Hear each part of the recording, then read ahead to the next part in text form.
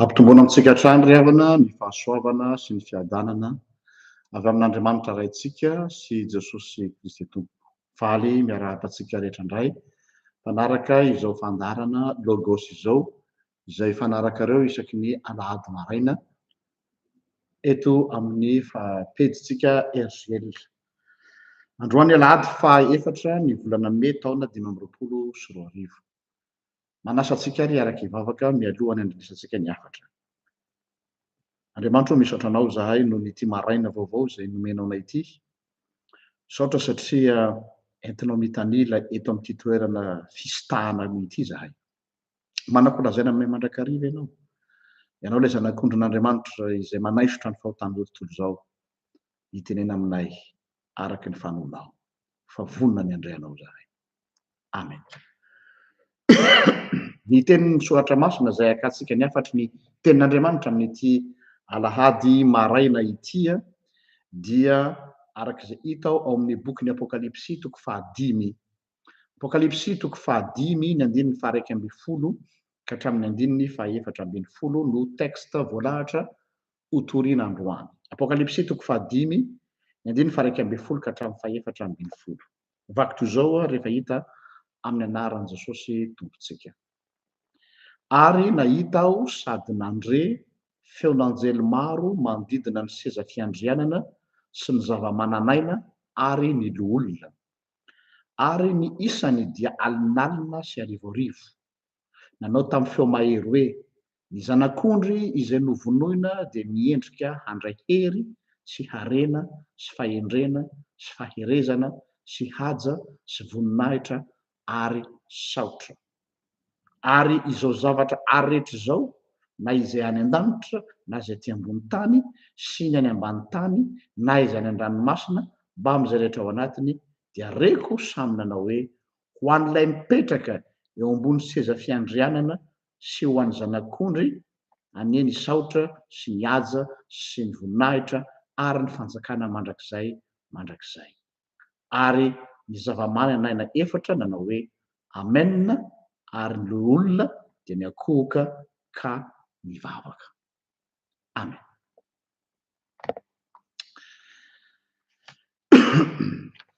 Ho an'izay efa namaky ny boky ny Apokalipsy iray manontolo hatrany amin'ny voalohany ka hatrany amin'ny farany, dia ataoko angambany fa nahatsikaritra tahaka akoho fa feno fanambarana filazana ny karazana biby maro samihafa. Ohatra amin'izany voalaza ao ny dragona, voalaza ao ilay bibidia mazava ho azy izay matetika fantatry ny olona, voalaza ao ny zanak'ondry izay eto ambanimasontsika eto, voalaza ao koa ilay zava-mananaina efatra, tsy inona izany fa liona, omby, aigle ary soavaly. Soavaly moa ilay hitantsika ilay soavaly 7 ilay resahana ao amin'ny bokin'ny Apokalipsy.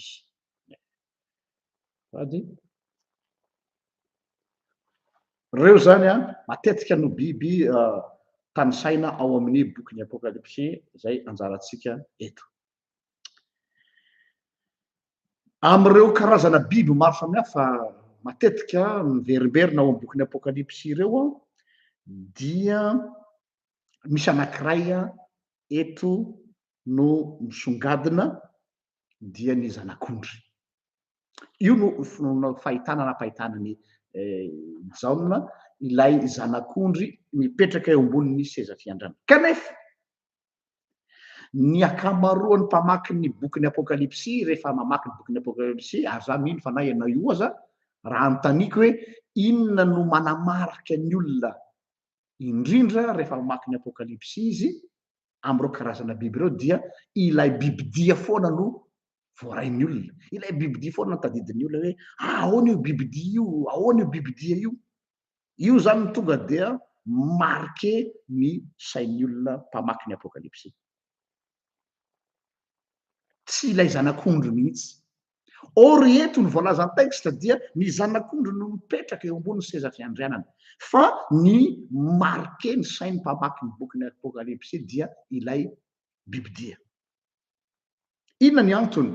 Ny antony dia tsotra satria ny fomba fitantarana sy fomba fitanisanan'ilay bibidia ao amin'ny apokalipsy dia feno herisetra, manao démonstration de force.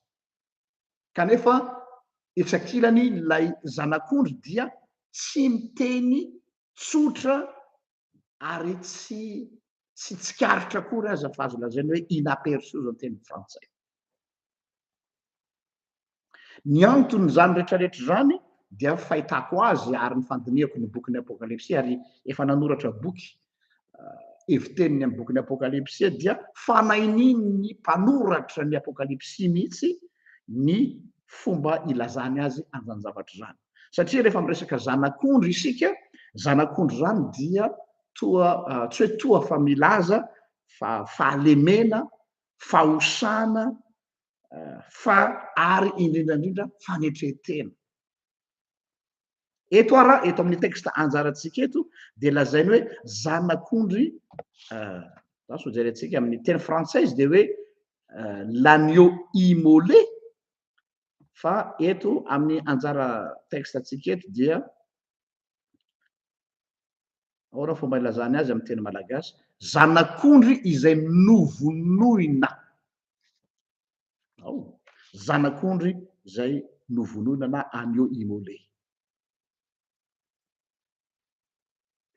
Mampatsiaro atsika ny texte any amin'ny bokin'ny Isaia miresaka an'io zanak'ondry io. Aza adiny fa ny bokin'ny apokalipsy dia ny référence ampiasain'ny Jaona nanoratra ny apokalipsy dia texte avy any amin'ny testamenta taloha daholo ny ankamaroany. Ka raha vao miteny hoe zanak'ondry mora ato amin'ny apokalipsy tsika dia mahatsiaro ilay teny any amin'ny Isaia hoe ilay zanak'ondry dia zanak'ondry mona tahaka ny zanak'ondry mona ny lohan'ny mpanety azy ilay Mesia zay novonoina. Eto anefany raha ny fomba fitantarany Jaona azy eto dia aseho hoe izy ozy izy nomendrika andray ny hery sy ny fahefana sy ny voninahitra sy ny harena sy ny hery sy ny fitahiana. Izy nomendrika izany.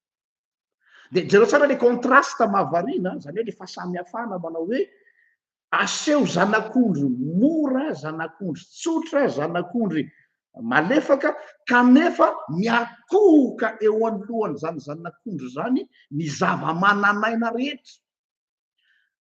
Zany hoe raha atao tableau zany dia ohatrany tsy compatible hoe zanak'ondry ve dia hiakohoka eo alohan'izany hoe zava-mananaina rehetra. Imagineo ke hoe lion, dragon, ny karazana biby matanjaka rehetra ve hiakohoka eo alohan'ny zanak'ondry. Tsy mifamadika ve zarisary zany fa izay nefa no asehon'ny mpanoratry ny apokalipsy hoe eo alohan'ilay zanak'ondry mora no miakohoka aminy ny zava-mananaina rehetra. Eto amin'izao texte izao.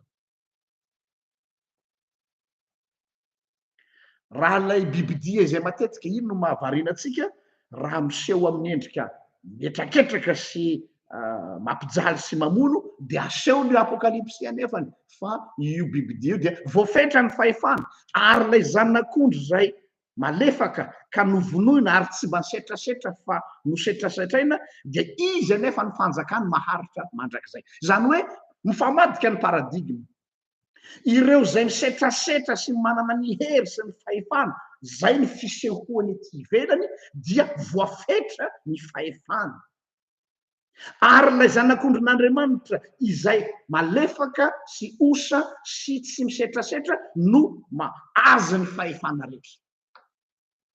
Eo sahady zany dia efa misy zavatra asehon'ny tenin'Andriamanitra amintsika hoe fantaro tsara hoe any amin'iza no hanakinantsika ny fotsika, iza ny tompon'ny fahefana rehetra. Fa misy misandoka fahefana eto amin'izao tontolo izao. Ary zany no ataony devoly amintsika, mamitaka antsika toa izy ny tompon'ny fahefana. Tsy zany ve nataony tamin'akan'ny devoly fanahy Jesosy tao tendrombohitra. Sawady miakoho fa eto anatrehako ianao fa omeko anao zao tontolo izao. Izy indray no miseho tompon'ny fahefana.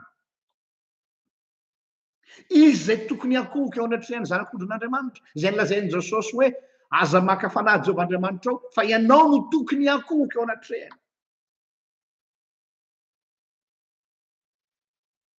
misandoka sy misavoka voninahitra, misavoka saranga, misavoka voninahitra, mpangalatra sy jiolahy no devoly.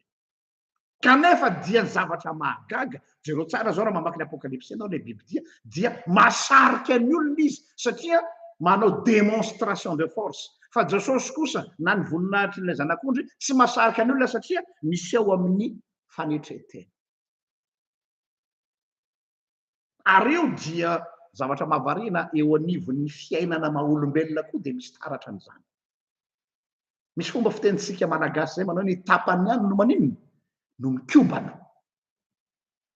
Ny ahafantarana ny olona manana assurance entre guillemets, manana fivelarana ao anatin'ny fahatsapana fahafenona dia tsy mba misamboaravoara dans le sens hoe mihevitrevitra, fa ny olona mihevitrevitra, ny olona mirehareha dia matetika mba tsy lazaka hoe zay misy izy ao ambadika dia olona manana complexe d'infériorité. Mahavariana lay izy ny olona tratrany complexe de supériorité dia olona manana complexe d'infériorité. Zany hoe miezaka tsetsemana amin'ny fisekosekoana, tsetsemana amin'ny herisetra ny fahabangana ao aminy,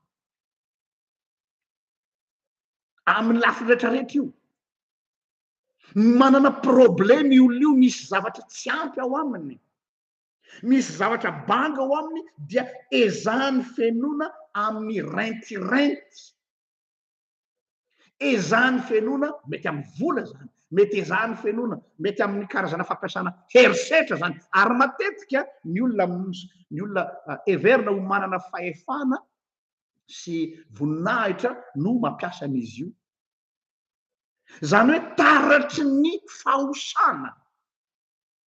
Raha mialokaloka ao ambadiky ny vola ianao, zany hoe le vola io zany hoentinao mis'impose, hoentinao mametraka ny maizy azy anao anivon'ny fiarahamonina, dia midika fa olona malemy ianao, dia masika hiafenanao ao ambadiky ny fahalemenao ny fampiasanao andra vola, dia hita taratra. Raha ataontsika olona manana tanjaka fizika ianao, dia iny no setrasetranao amin'ny fiarahamonina, hiimposevanao amin'ny fiarahamonina, dia midika fa olona manana problème psychologique ianao, dia iny no entinao, sy ny sisa sy ny sisa. Be dia be dia ny fanontaniana mipetraka amintsika dia manao hoe ianao io koa mialokaloka ambadiky n'inona, hanafenanao an'ilay fahabangana sy ilay fahosana. Ny tekstantsika eto dia mamitina mazava tsara ny atao hoe contenu na ny afatry ny filazantsara ray manontolo miafina ao ambadiky ny hazo fijaliana, satria ilay zanak'ondrin'Andriamanitra ozintsika no miakohoka eo alohany. Ilay zanak'ondrin'Andriamanitra novonoina no mipetraka eo ambony seza fiandrianana. Image zany, métaphore zany. Misy dikany matoa ny mpanoratra amin'ny teny hoe ilay zanak'ondrin'Andriamanitra novonoina. Raha ohatra ka hoe zanak'ondrin'Andriamanitra fotsiny dia mijanona hatreo dia tsy mazava, fa hoe ilay zanak'ondrin'Andriamanitra novonoina no iakohofan'ny rehetrarehetra. Dikan'izay dia hoe ny herin'Andriamanitra tompoko, ny maizy azy an'Andriamanitra ray manontolo dia miafina ao ambadiky ity hazo fijaliana ity. Ao izy no miafina ny fahefana, ao no miafina ny heriny, ao no miafina ny fahendren'Andriamanitra. Oui, fahendren'Andriamanitra ny hazo fijaliana. Or any amin'ny hafa ozy Paoly apôstôly dia fahadalana ho an'izay ho very. Zay le contraste paradoxe zay foana zany no aseho hoe zanak'ondry eo ambony seza fiandrianana, osa malemy manetry tena nefa iakohofan'ilay bibidia sy ireo zava-manan'aina rehetrarehetra, tompony misandoka fahefana kanefa eo ambanin'ny fifehezany ray manontolo. Ary zay lazaiko teo hoe Paoly apôstôly dia niteny an'izany mazava tsara mihitsy ao amin'ny Korintiana voalohany toko voalohany iny andiny fa 7 fa arak'izany niteniny amin'ny hazo fijaliana izy dia fahadalana ho an'izay ho very, fa famonjena kosa ho an'izay mino ary herin'Andriamanitra.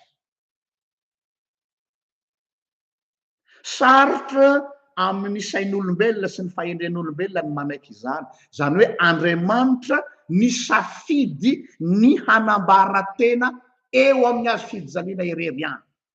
Andriamanitra tsy manambaratena ao amin'ny fahatsarany zavaboary, na dia afaka miteny tokoa ary tsika hoe tena mahay zavatra Andriamanitra. Fa ao ambady eo amin'ny hazo fijaliana no toerana no safidin'Andriamanitra hanambarany voninahitra. Zany hoe raha ampitahaina am'le lazain'ny Apokalipsy 5 teo dia io hazo fijaliana io zany no seza fiandrianan'Andriamanitra. Tsy toerany sazy, mahafinaritra le jeu de mots, tsy sazy ho an'Andriamanitra ny nihantona teo amin'ny hazo fijaliana, fa seza fiandrianan'Andriamanitra. Tsy sazy na ozona ho an'Andriamanitra ny hazo fijaliana ho azy, fa seza fiandrianana. Seza fiandrianana satria nahoana? Satria raha miteny hoe seza fiandrianana, raha ianao raha miteny hoe trône na seza fiandrianana dia manambara pouvoir, manambara autorité, manambara fandresena. Izay mihitsy ny hazo fijaliana Jesosy, toerana nandreseny Jesosy amin'ny fahafatesana, toerana nandreseny Jesosy ny devoly, toerana nampanginina ny fiapangan'ny lalàna. Zany hoe eo no avy eo no mitosaka ny voninahitr'Andriamanitra. Tsy nahafantatra ny voninahitr'Andriamanitra izao tontolo izao raha tsy mihantona teo amin'ny hazo fijaliana Jesosy. Tsy nahita ny herin'Andriamanitra mandresa ny fahafatesana izao tontolo izao raha tsy maty teo amin'ny hazo fijaliana Jesosy. Io zany no seza fiandrianan'Andriamanitra. Fipetraka ny fanontaniana, inona no tombotsoan'Andriamanitra raha zay no lazantsika azy? Fa maninona Andriamanitra no ny safidy hiafina teo amin'ny hazo fijaliana? Fa maninona Andriamanitra no ny safidy tsy manambaratena amina zavatra mirentirenty? Maninona Andriamanitra tsy misafidy manambaratena amina voninahitra? Fa maninona izy ny safidy manambaratena eo amin'ny hazo fijaliana irery ihany?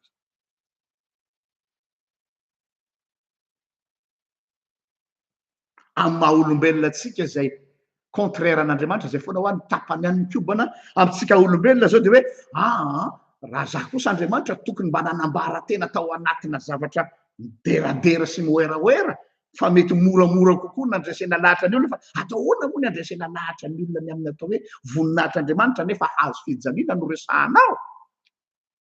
Zay ho any tsy hitovizantsika Andriamanitra ny tapany any mikobana raha olombelona tapany dia mikobana. Ao koa ny fanontaniana hoe fa maninona Andriamanitra no manao an'izany fomba fanao zany hoe tsy afaka, ahoana ry izy filazantsika azy hoe tsy inaccessible amin'ny fahafenony rehetra amin'ny raha olombelona afa-tsy eo amin'ny hazo fijaliana. Izany fanontaniana rehetrarehetra mipetraka zany dia tsy fanontaniana vaovao fa efa hatramin'izay. Ary raha tadidinareo i Mosesy, nisy fotoana i Mosesy nangataka hoe mba te hahitanao aho. Ao amin'ny ao amin'ny tantaran'ny Israely raha mamaky ianao an'ilay tantaran'ny zanak'Israely amin'ny Exodosy dia tsy mba nangataka zavatra ho azy zany mihitsy Mosesy. Tsy mba nangataka zavatra ho azy. Mandiniana nareo natao soratra masina mba nangataka zavatra ho azy hoe Mosesy. Hatramin'ny voalohany ka hatramin'ny farany dia tsisy zavatra nataony Mosesy afa-tsy ny mangataka ho an'ny Israely.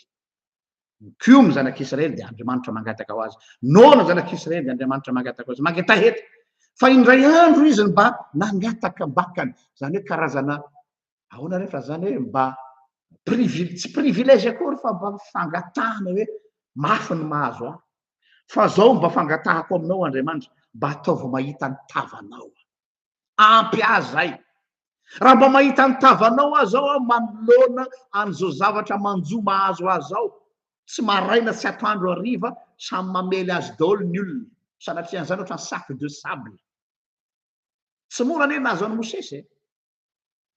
fanomezatsiny monomonina fikomina tonga hatramin'ny fikasiatanana mihitsy azy ny sasany tady amono azy hoe manino zay no entina ho aty anefitra aty fa nga tsisy fasana levenanay any Egypte naleonay ninakena tany Egypte naleonay tany na dia andeha avao ry zahay ingratitude ozy izy ny teny frantsay zany hoe tsy mahatsiaro ny soa natao azy de mba nangataky Mosesy hoe mba ataova mahita ny tavanao aho de ampy azy tsy mekeran'Andriamanitra fangatany Mosesy zay le hoe fa maninona no manao an'izany kosa Andriamanitra fa maninona Andriamanitra inaccessible tahaka zany nefa mpanompony io dia raisitsika ny teny eo amin'ny misy an'izy io Exodosy toko 7:30 ny 5:7 ihany Exodosy toko 7:30 ny 5:7 ihany amin'ny anaran'i Jesosy fa ho kosa Jehova matsy an'i Mosesy satria hoy kosa io zany zany hoe mialoha zay Mosesy nangataka izaho hampandalo ny fahatsarako rehetra eo anatrehanao ka hanonona ny anaran'i Jehova Andriamanitra Jehova eo anatrehanao fa hiantra izay iantrako aho hary hamindra fo am'izay hamindrako fo hampandalo ny fahatsarako rehetra eo anatrehanao no lavina ny fangatahana hoe mba te ahitanao aho fa aorinan'izay anefa tsy hoe sanatria Andriamanitra miteny hoe non za tsy te hanome fa misy antony izy matoa mandahy voalaza ny eto tsisy olona hitan'Andriamanitra ka ho velona fa inona ny dikan'izany tsy tian'Andriamanitra ny hoe hahitana azy Mosesy de hanomboka mariparitra azy satria ny fijerintsika an'Andriamanitra dia fijery mivaona io lazay ny teny frantsay hoe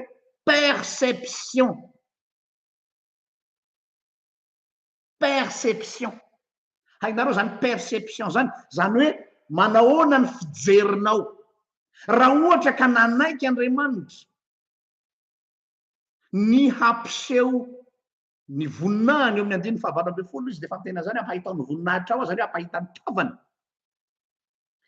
raha ny voninahitr'Andriamanitra no tiany Mosesy ho hita dia tsy ho zakany Mosesy zany dikany atao hoe voninahitra amin'ny teny hebreo kabod ary ny kabod amin'ny teny hebreo de hoe mavesatra tsy zakanao satria ny masonao masona mpanota ny fahatsaran'Andriamanitra rehefa jeren'ny masontsika olombelona de hoe Andriamanitra dia ratsy fanahy Andriamanitra dia tsy mba tokony mba izao zany fijerintsika Spinoza zao de nilazan'izany hoe Andriamanitra c'est un Dieu mauvais mpampijaly tanareo ny masontsika olombelona efa feno fahotana de miova ny fijerintsika an'Andriamanitra fa izao kosa ozy Andriamanitra tamin'ny Mosesy tsy zakanao ny voninahitra zany hoe tsy hainao ny mijery amin'ny maso normal fa izao ny fahatsarako kosa no ampandaloviko aminao zany hoe ny voninahitra tsy zakanao fa ny fahatsarako no omeko anao grave be zany mivaly tenin'Andriamanitra amin'ny 5:7 zany raha vao ny perception-tsika ny fomba fijerintsika no entintsika mijery an'Andriamanitra a partir ny saitsika amin'ny éducation-tsika ny fihevitsika dia tsy maintsy ratsy foan'Andriamanitra eo imasontsika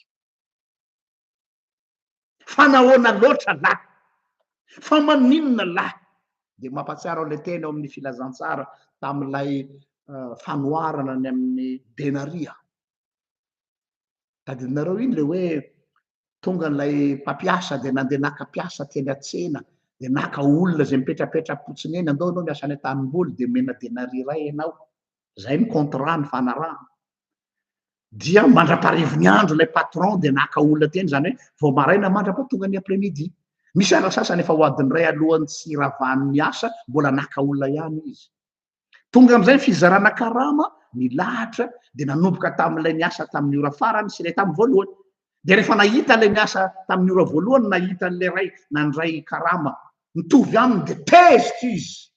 Rehefa maninona no denari ray mitovy daholo zay nefa tsy mitovy ny ora ny asany. Zay le fitakiana syndikaly. Dia zao ny teny mahafinaritra ny tenen'i Jesosy tao hoe ratsy vany ny masonao satria tsara aho. Eo le izy. Ratsy vany ny masonao satria tsara aho.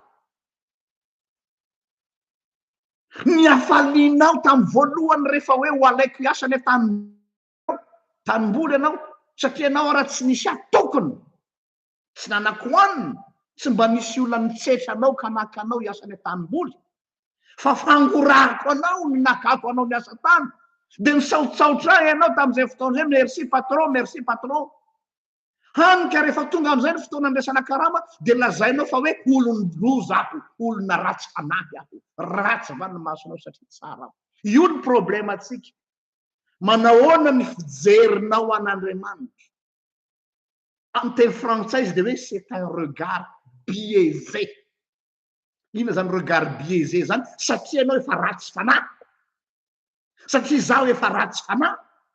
Satria zaho efa voan'ny saiko, voan'ny foko, voan'ny fieritrretako dia miova ohatr'izay koa ny fijeriko an'Andriamanitra.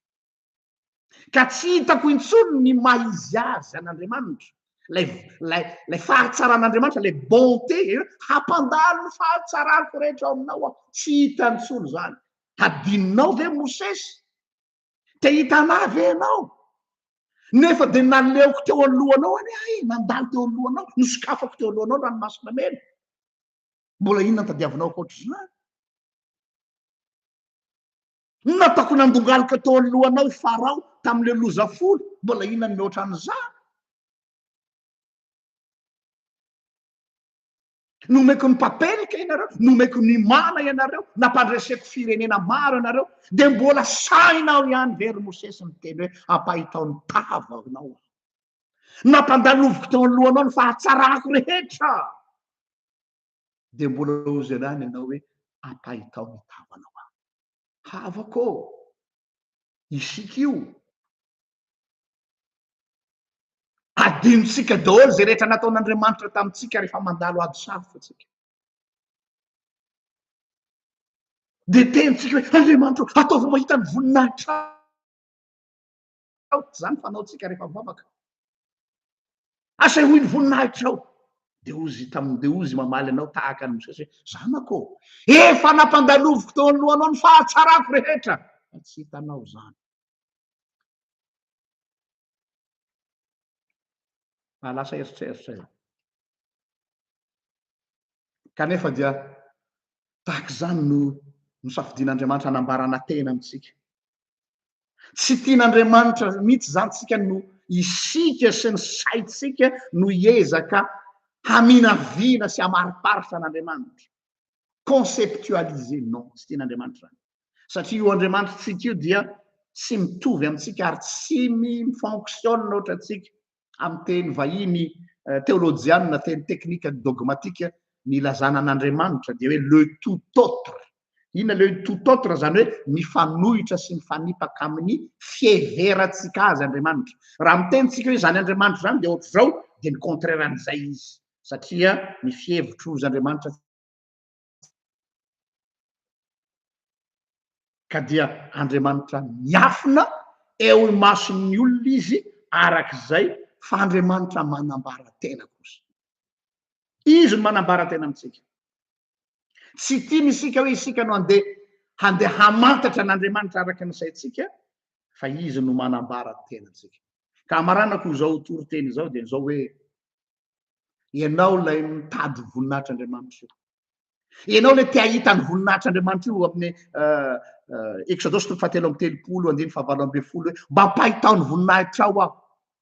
Dia izao ny avaliny anao. Ny voninahitr'Andriamanitra dia miafina ao ambadiky ny zavatra farak'izay madinika. Ny mahavoantsika masy dia izao rehefa mivavaksika mba te hahita ny voninahitr'Andriamanitra dia ao ambadiky ny saintsika hoe voninahitr'Andriamanitra dia zavatra efa faritan'saintsika ohatry zao zavatra goavana be, zavatra mamirapiratra be, zavatra tonga dia-tsaiko, zany hoe efa misy parametre apetraky ny saintsika hoe toy zao zany atao hoe voninahitr'Andriamanitra zany. Orona n'Andriamanitra indray rehefa manambara tena amitsika izy na koa maneho ny fahatsarany rehetra amitsika dia ao anatin'ny zavatra tsy eritreretinao, zavatra toa madinika fa ao no miafina ny maizy azy. Dieu se révèle dans des choses insignifiantes. Ianao variana miandrandra ny lanitra mitady zavatra extraordinaire, or ny voninahitr'Andriamanitra dia ao anatina zavatra ordinaire. Variana mitady zavatra lavitra any. Tadinareo ny mpianatra rehefa niakatra any an-danitra Jesosy ho avy ny Assomption. Variana teo izy mijery ny lanitra iny. Dia ozy ny anjely hoe fa maninonareo izy no variana mijery ny lanitra iny. Iny Jesosy hitanareo niakatra any iny dia mbola ho avy indray. Ka dia aza dino hoe ary aza solodokany zavatra mamirapiratra. Izany no amin'ny tany devoly atsika. Zany mahatonga ny olona voasarika any amin'ny lalany ratsy satria heveriny fa hoe ny fahasambarana sy ny voninahitr'Andriamanitra dia ao anatin'ny famirapiratana. Sia. Sarin'ilay zanak'ondry eo ambony seza fiandrianana. Ny voninahitr'Andriamanitra averiko indray dia any amin'ny zavatra farak'izay heverinao madinika. Hamarana koa zao toriteny zao. Rehefa nanohatra any amin'ny fanjakan'Andriamanitra Jesosy, tadidinareo, ny fanjakan'Andriamanitra izy dia toy n'inona dia nalay ilay zazakely teo ampovoan'ny olona tamin'ny olona niaino azy teo tendrombohitra, dia nampifony ilay zaza dia niteny izy hoe tahaka ity zaza ity. Any amin'izay tsy eritreretin'ny olona mihitsy, any amin'izay tsy heverin'ny olona ho zavatra mihitsy, ao Andriamanitra. Noho izany dia sokafy tsara ny masonao. Sokafy tsara ny masonao. Aza mitady lavitra intsony sao dia varim-baniny lavitra ozy ny teny gasy ka tsy mahita izay ny ao ambanin'ny maso. Ny voninahitr'Andriamanitra dia ao anatin'ny zavatra madinika kanefa ao no miafina ny maizy azy. Voninahitra ny ao an'Andriamanitra izay azy hatramin'ny taloha indrindra ka ho azy mandrakizay. Mivavaka isika rehetra. Raha eo misy saotranao izay tamin'ity maraina ity. Fa simba tokoa ny fijerinay, simba ny sainay, voaloto sy voapetaky ny vy mamay ny fieritreretanay ka dia tsy mahita ny fahatsaranao intsony izahay. Variana ny andrandra ny lanitra mitady zavatra hafa, mitady rentirenty, mitady famirapiratana, mitady laza kanefa ny tapany any no mikobana. Fa indro ilay zanak'ondry n'Andriamanitra izay be voninahitra, osa sady malemy io masonay kanefa iankohofany izao tontolo izao. Ataovy mahay misafidy tsara izahay eto amin'izao tontolo izao nametrahanao anay. Ny dera ny laza ny voninahitra dia anao hatramin'ny taloha indrindra ka ho anao mandrakizay ilay zanak'ondry n'Andriamanitra. Amen. Izay indray ary tompoko fa dia mirary soa antsika rehetra samy hitain'Andriamanitra raha sitrapony tompo dia manome fotoananao indray amin'ny heriny toy izao indray. Velona tompo.